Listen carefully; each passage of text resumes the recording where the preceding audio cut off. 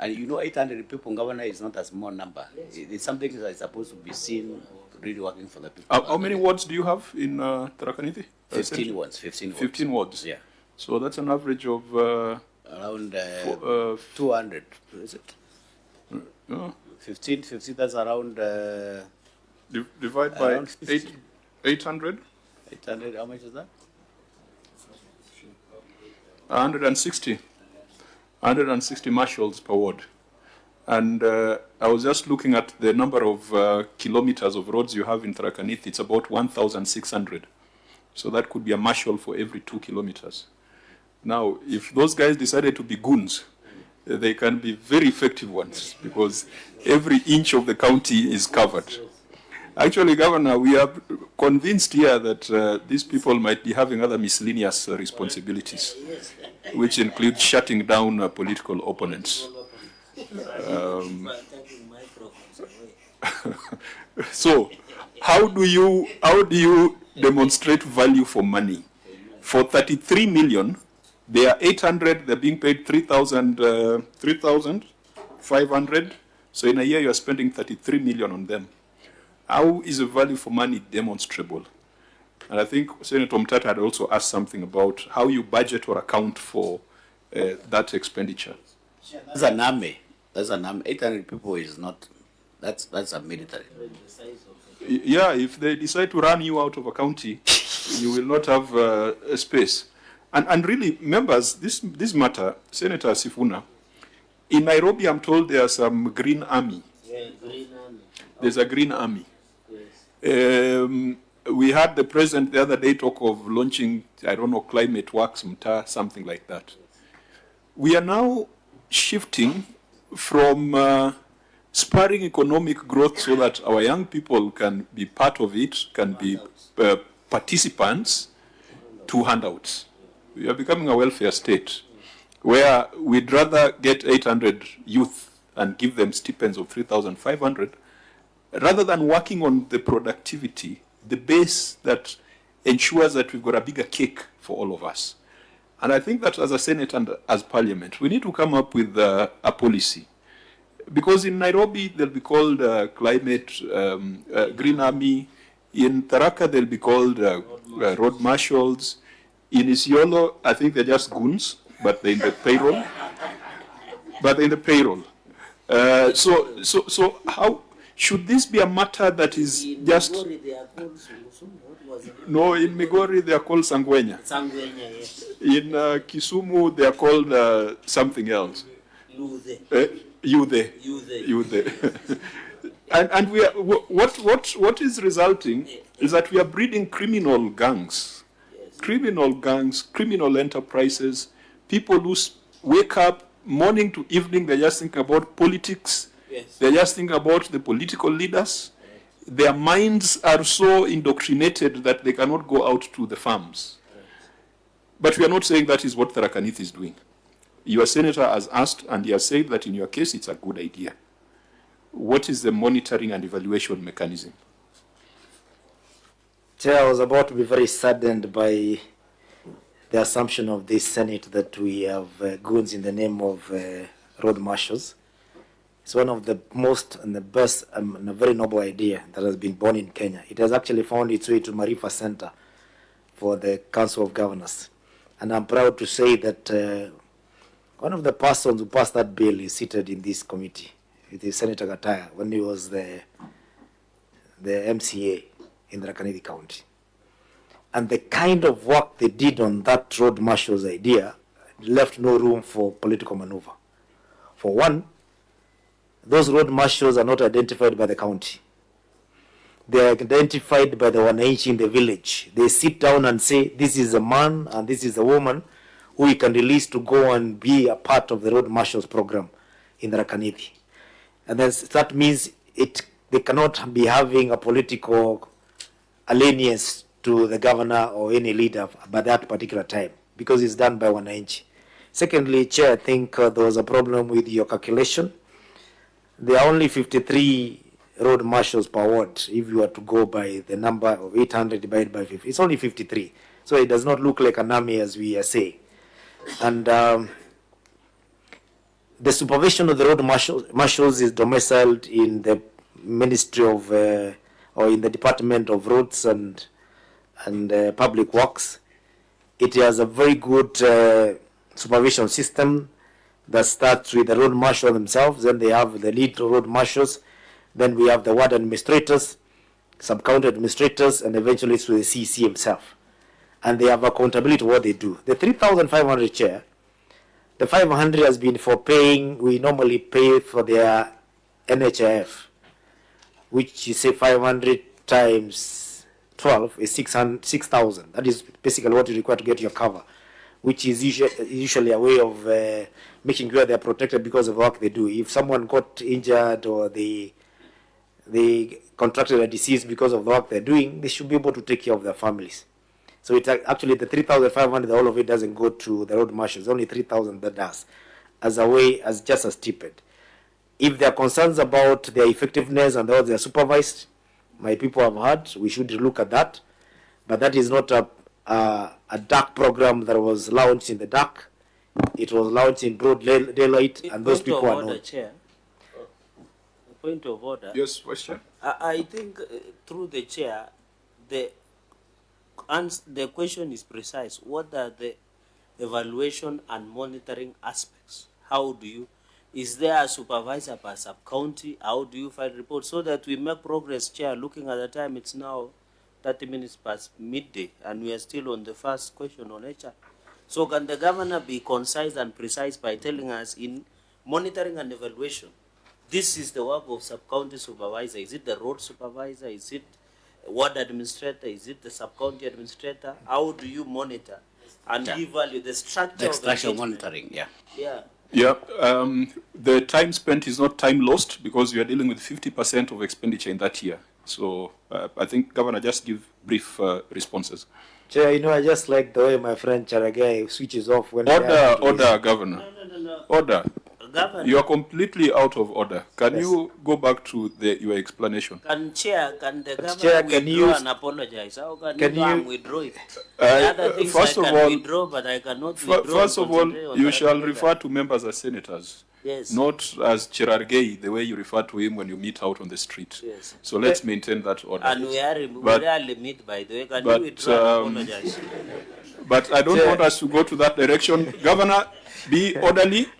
Focus on the question, monitoring and evaluation. Chair, I don't know whether whether my crime is actually confessing that Senator Cherargei is my friend, and although he's denying in public that he's my friend. I just few minutes ago, Chair, and you're a witness, explained that Order, Governor. the road marshal. Governor, order. Yes. If a member seeks clarification, it is your responsibility to provide it. Not to say that I have just said it. Please. I will In one, repeat, I will in repeat, one Chair. minute, can you address that particular matter so that we look at the other 50% of expenditure? I repeat, Senator Sifuna? Chair might not be on the list of the governor's friends, but I want to help him. I'm not on his list. Just a minute. I have heard him say if there are problems with the monitoring and evaluation mechanisms, they will go and look into it. Governor, if it doesn't exist, you just say it doesn't exist, so that you don't run circles around the committee. You just say we have seen that gap, and we will so that we can make progress. Governor? Thank you, Chair. I am having a unique experience today. Even my friend Sifun says I'm not his friend. I'm just very surprised again. Governor, desist from those love declarations. I will Let's endeavor let's look at the to remain the friendly, issues. Chair. Chair, the road marshals program is supervised from the village level, from the road marshals who are supervised by lead road marshals who answer to the ward administrator, then sub-county administrator, and eventually chief officer roads, and then the CC roads. That is why it terminates. For me, I just read as a record and what I observe. And I've said we have accountability because each road marshal works on a part of a road they have been assigned to, and they are indicators whether the road is in order or not where they work. They cannot not work without a report because reports are there every time. But I've said in the event that my senator feels there's a gap, it is work in progress. We will look at that and ensure that we have a reporting that even reaches the desk of the senator so that he can be well abreast with the same.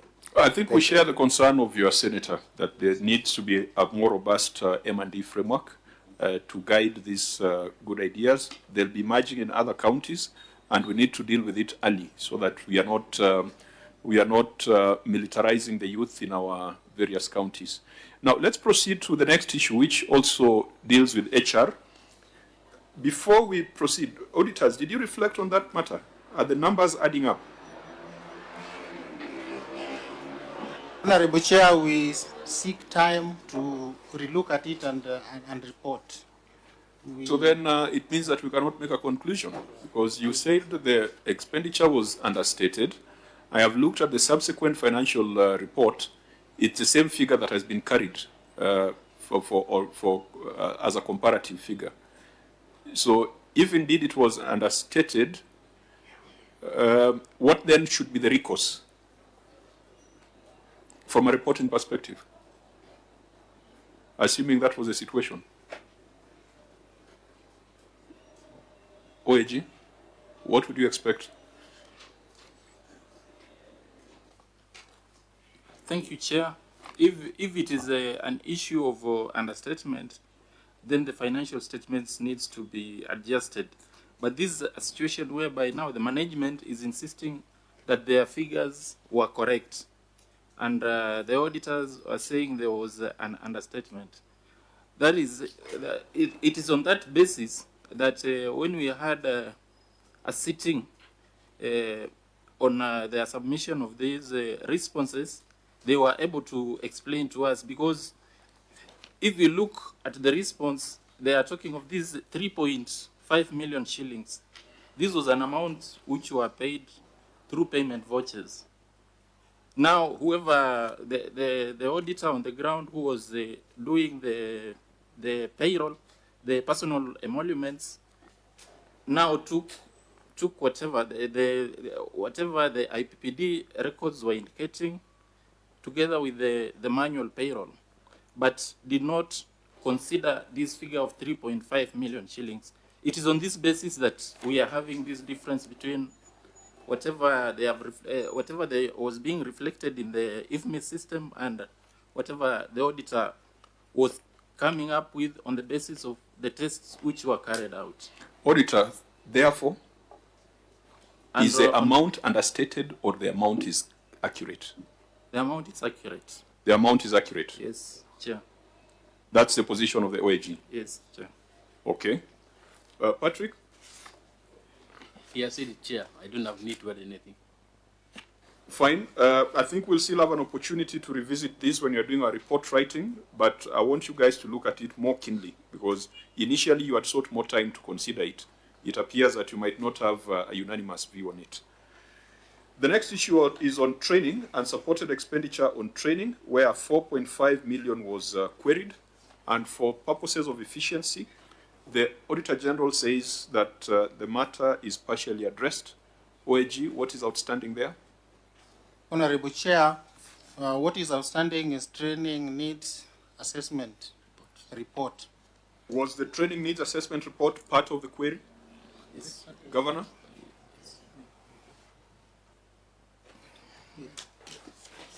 Chair, as far as I'm concerned, I don't think the training needs assessment was part of the query. But what would be the problem in providing that to the auditor? Does it exist? Does the training needs assessment exist? Because it must be the origin for training to be carried out.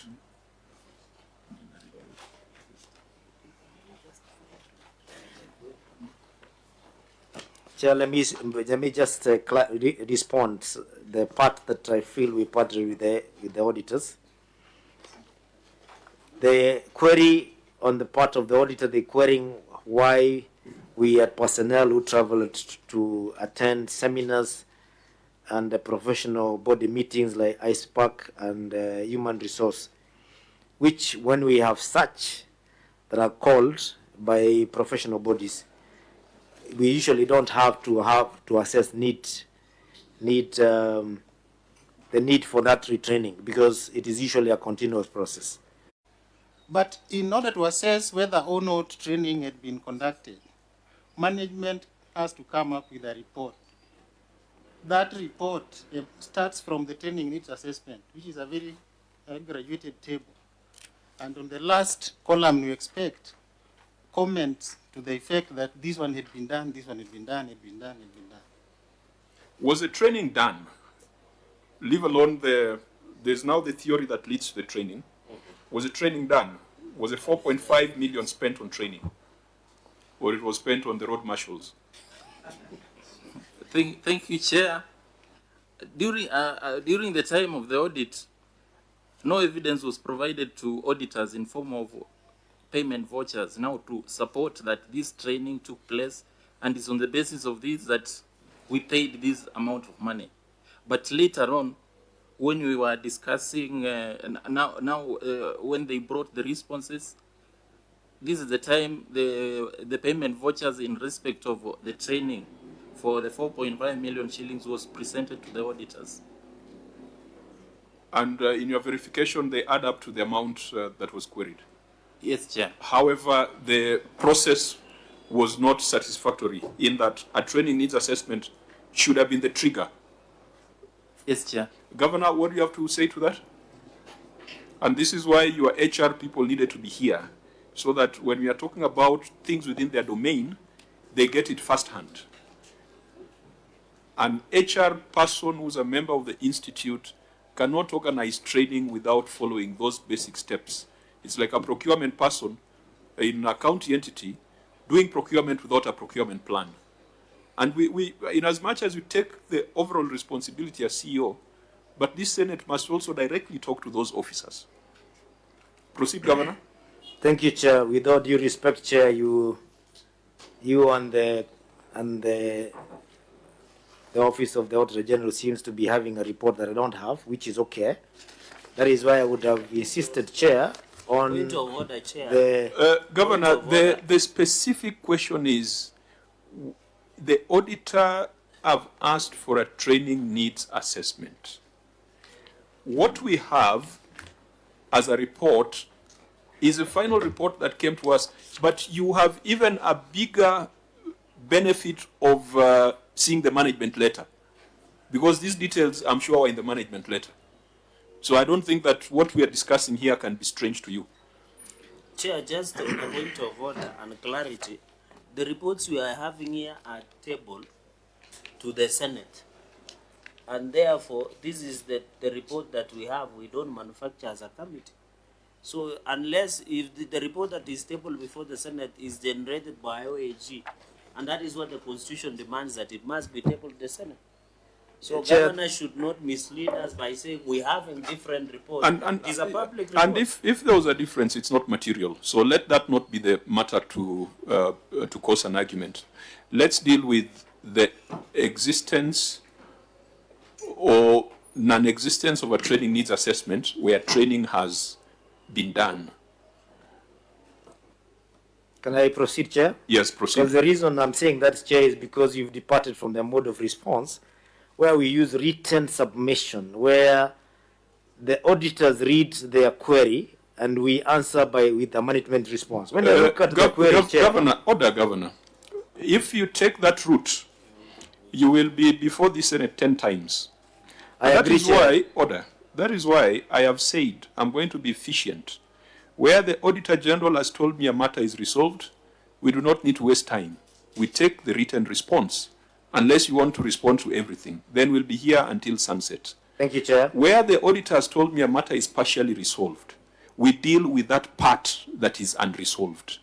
The rules must be amended for pragmatism. Thank you, Chair. Yeah. So just deal with that aspect of training needs assessment, because your written response is a full page. The query we were dealing with was the training need assessment. Chair, we provided evidence of money that was spent on the same for training for 4.5 million.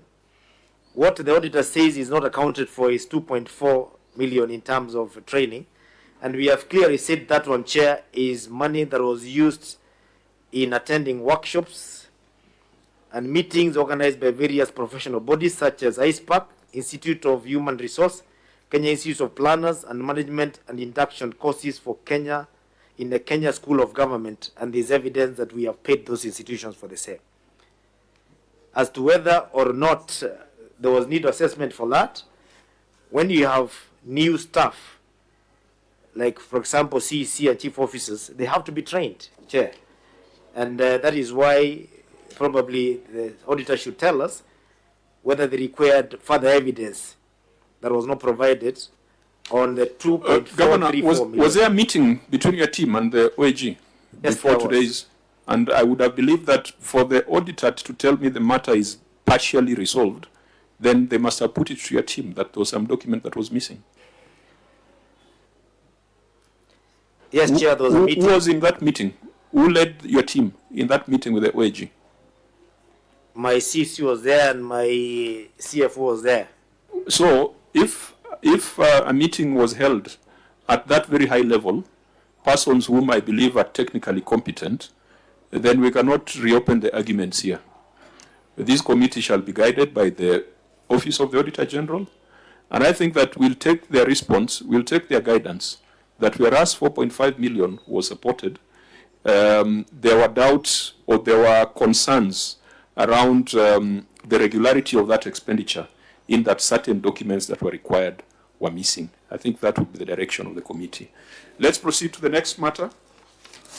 And irregular advance payments for undelivered goods. Auditor General, what's the current position on that? This matter was resolved.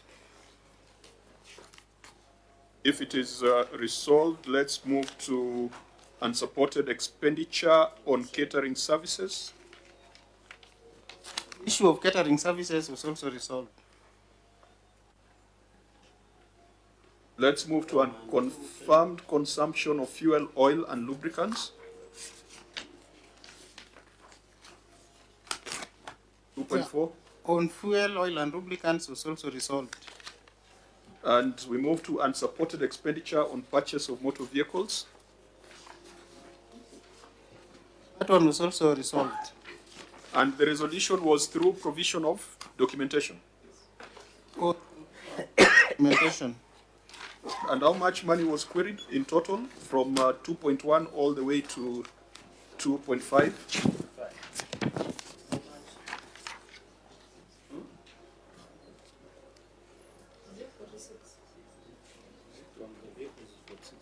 So this, 10.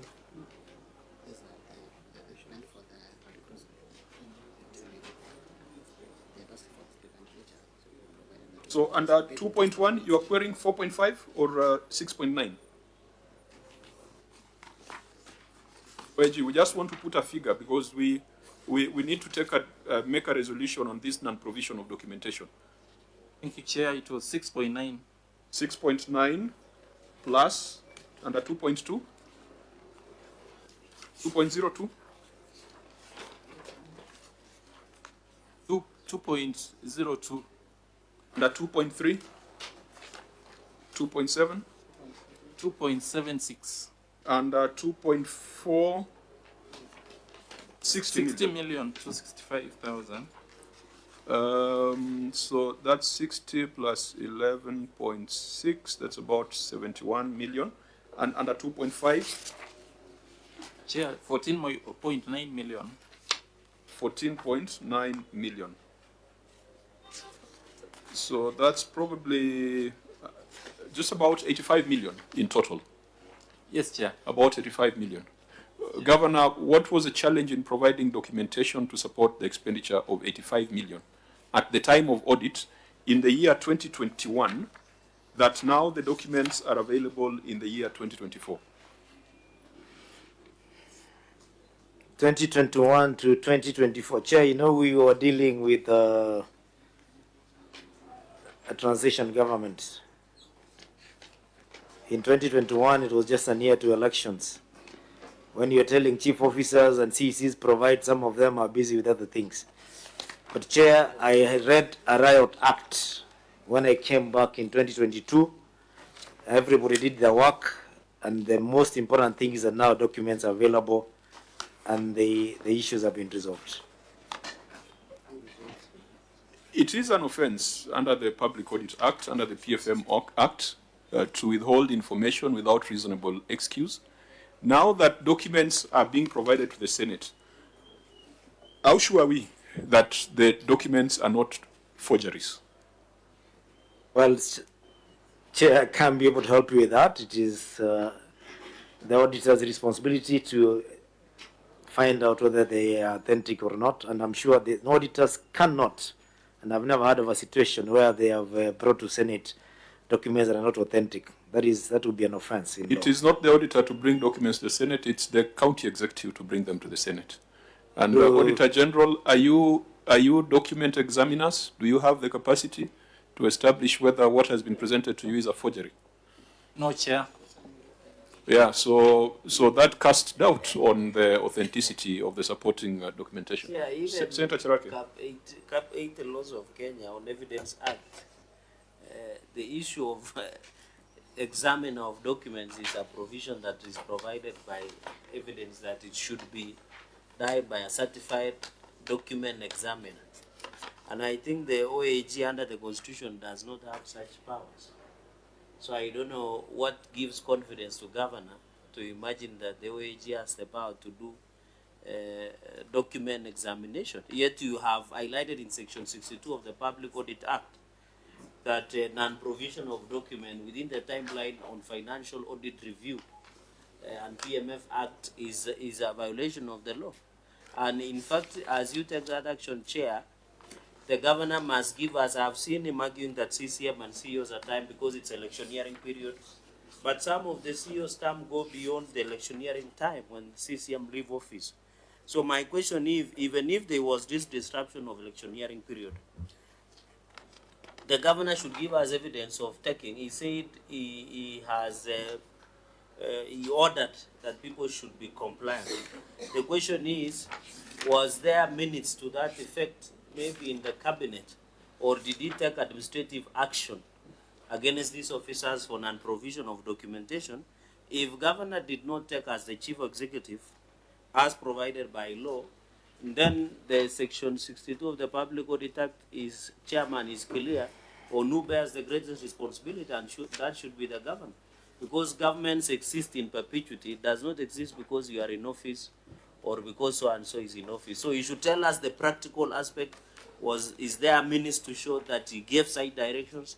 Is there administrative action taken against officers for non-provision of documentation? If he cannot provide, then the full effect of the Public Audit Act should take to course. Thank you, Chair. Thank you. Senator Sifun. Governor, if you can go with me to your Annexure 9, which is the receipts for consumption of fuel, I believe. What is the procedure? What was the procedure then? After how long should, after somebody has fueled the car, after how long are they supposed to present that receipt to the finance department? Where is it? Because it cannot be 2 years, Governor. Immediately the receipt is issued there. I can see the receipts you have attached here for Shell Chuka service station. After how long is the driver of this vehicle supposed to present these documents to finance department? Yeah.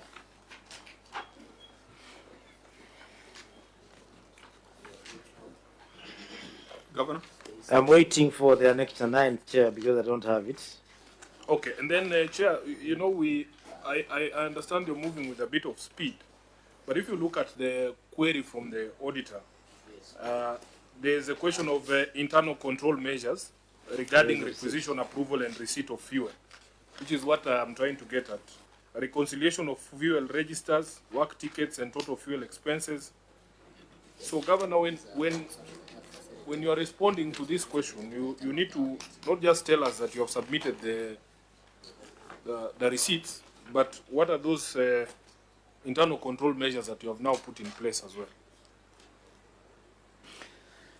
Chair, if I'm getting it right, Chair, is the Senate committee is concerned why the documents were delivered late, even though the audit queries have been cleared. I have already explained myself that I did insist that documents must be provided on time. But to my understanding, Chair, as we sit here, is that audit is a continuous process. Even we sit here, Chair, if you demand for a document that we are able to get today, you would still clear the audit query. That is how I've said, on the issue of delay, we will address it so that documents are not brought late to this committee going forward, or to avail to the auditors. That is my response, Chair. Did you listen to Senator Sifuna's question? Yes, he asked about a question on, a document on Annex 9, which does not have evidence that it was provided later than the date that is indicated there, which is in 2021.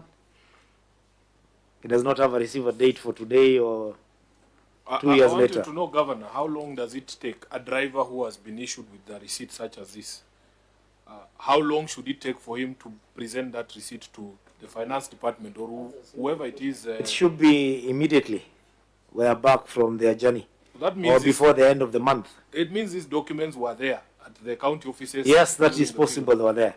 So why would the auditor not have sight of them when they come there? And you cannot tell us the CECs were campaigning, because the office was running at the time. Well, I have no evidence that the auditors were not given at that particular point in time. Neither do I have the date when they were given. That is why it's an audit query. It means they didn't see it at the point of audit. Then I need to go back and deal why it was not provided at that time. Because sometimes it could be an issue of how records are kept. It could be a driver who is on suspension. It could be anything. And for record, Chair, just to verify what I'm saying, today I have different chief officers and CEC for finance because of this. You cannot say I never took any action. I would not sit in here with the same ones.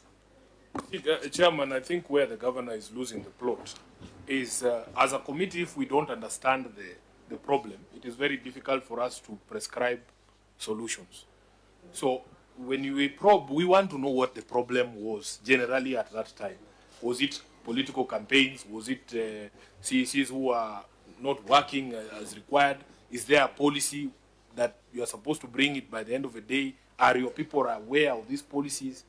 You know, so if we don't know where the problem is, we might not necessarily be able to get the proper solution for the problem. Chair, in addition Before to, you respond, Senator Cherargei? I've heard Governor said it could be anything. I don't believe in accounts it could be anything. But Governor, the gist of the matter is, can you prove, you have said you have taken action against these officers for non-provision of documentation. It is not word by mouth, because we have to write a report, table a report before the House, make recommendations. Our issues is to ensure efficiency and functionality of devolution across counties. So if we don't get your perspective, it will be hard to convince the House.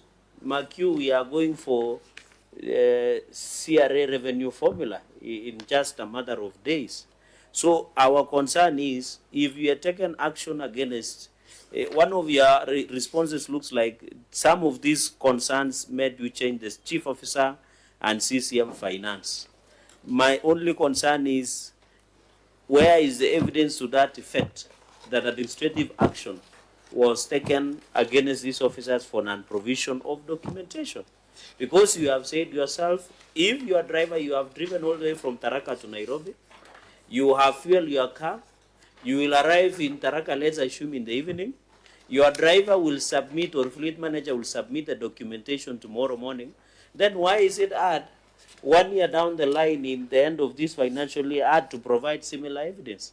Yet it was there. It means somebody was sleeping, or there is capacity, or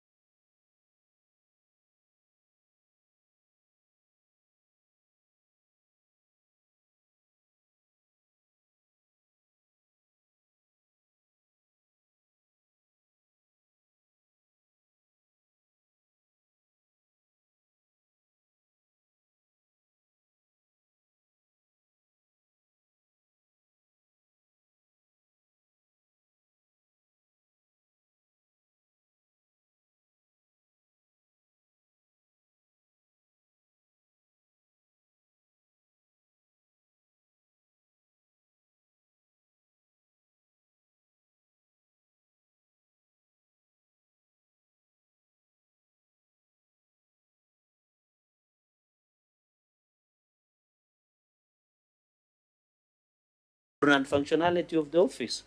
So Governor give us take home to say in the minutes of cabinet, this is the administrative action I taken against these officers, 1, 2, 3, fleet manager, drivers, what have you, so that we have, and I want to believe even if there is a driver who is on leave, either sick or annual leave, there is always another driver who is working, and there are ways of internal controls that ensure there is accountability, because that's the perpetuity of the government.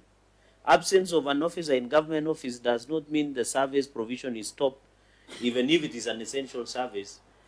Considering you and I and all of us who are here in COVID, and some of the services in government did not stop simply because some officers were not in the office. So to exit this issue that Senator Sifun has raised is, what can you convince us that administrative action was taken against so and so, table the evidence, then we can make progress. I thank you, Chair.